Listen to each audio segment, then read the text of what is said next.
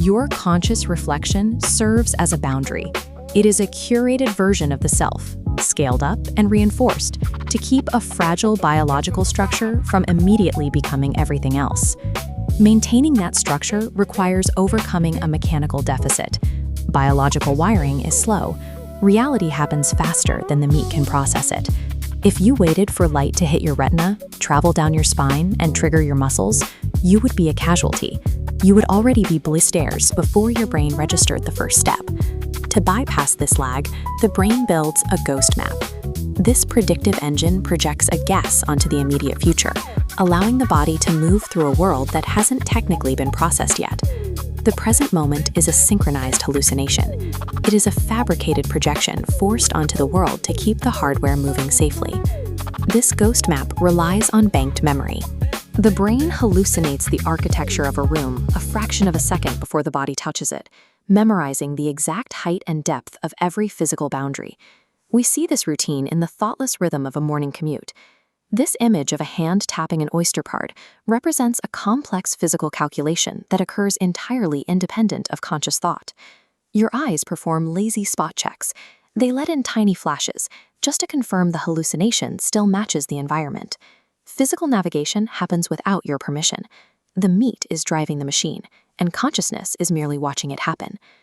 While the ghost map manages physical space, humans inhabit a second, more dangerous environment, the tribe.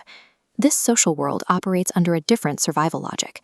The brain utilizes the OR gate for social navigation.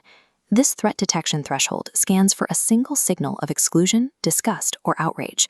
One tripwire is enough to flip the system. The nervous system interprets tribal instability as an existential threat. When the group's cohesion is at risk, the body floods with stress chemicals, treating a social disagreement like a physical predator. This creates a high-pressure, fast room. In this state, reaction speed overrides information accuracy.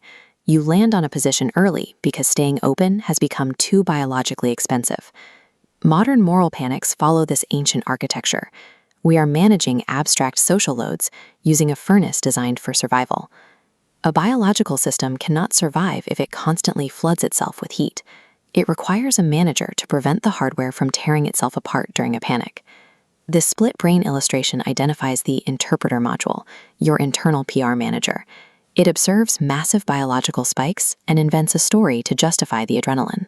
The PR manager constantly edits posture and beliefs, generating justifications to ensure the group continues to accept the organism. The conscious self-image acts as a highly paid defense attorney. Its only client is the body, and its job is to keep the host moving forward by suppressing the raw truth of its own fragility. The you that makes decisions is a negotiated persona. It is a compliant avatar engineered to keep the hardware from sweating. Friction accrues when the predictive hallucination fails to match concrete reality. When the brain's guess is wrong, the system snaps back. We experience this snap as irrational rage or defensive shame. These states represent mechanical panic. This flash of anger marks the biological engine throwing a fit.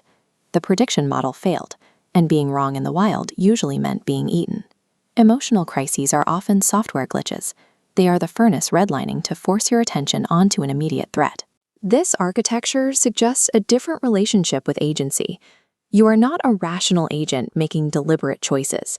This timeline shows the biological action spiking before the intention is ever named. The conscious mind reads the subtitles to a movie the nervous system already finished watching.